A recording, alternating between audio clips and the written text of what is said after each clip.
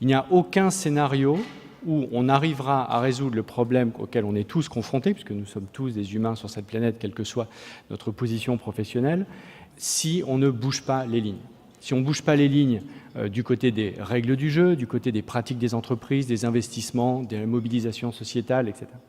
Et donc, fondamentalement, l'action du WWF en France et partout dans le monde, c'est d'essayer de contribuer à bouger ces lignes. Et donc, les partenariats que nous avons, ce sont des partenariats transformationnels qui reposent tous sur un premier point qui est un accord stratégique sur le chemin à parcourir, le cap et les moyens pour y arriver. Le deuxième élément, c'est la fixation d'objectifs concrets. Par exemple, zéro déforestation sur l'ensemble de ma chaîne de valeur. Par exemple, j'aligne mon mix énergétique avec une trajectoire compatible avec les 2 degrés.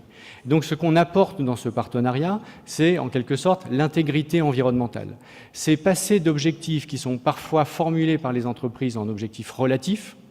En gros, je vais diminuer par 22,4% mes émissions de CO2 à la tonne produite ou à la valeur ajoutée produite, ou etc. Ce qui est sans doute sympathique, mais qui ne veut rien dire par rapport à ce qu'il faut faire si on regarde ce que les scientifiques nous disent, c'est-à-dire diminuer les émissions de CO2 sur un certain rythme et sur une certaine trajectoire. Une fois que j'ai construit ça, quel est le rôle d'une ONG? Le rôle d'une ONG, ça va être de challenger les équipes, d'un point de vue technique, premier élément.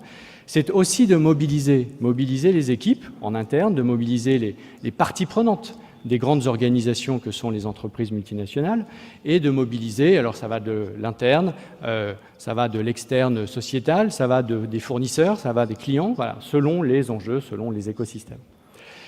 Troisième élément, c'est de tester tout ça sur le terrain. Sinon, c'est théorique et on perd quelque part la complexité.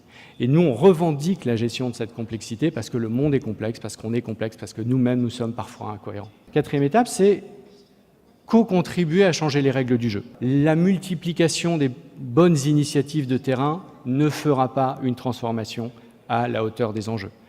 C'est nécessaire, mais ce n'est pas suffisant. Et donc, si on ne change pas les règles du jeu, qui pour le coup sont des règles du jeu pour l'essentiel politiques, réglementaires, législatives, locales, nationales, européennes ou internationales, eh bien, on fait des choses utiles, sympathiques, mais qui, à la fin, ne sont pas alignées sur l'exigence que nous avons tous en commun, à savoir régler la question qui nous est posée, la survie de notre humanité sur notre unique planète.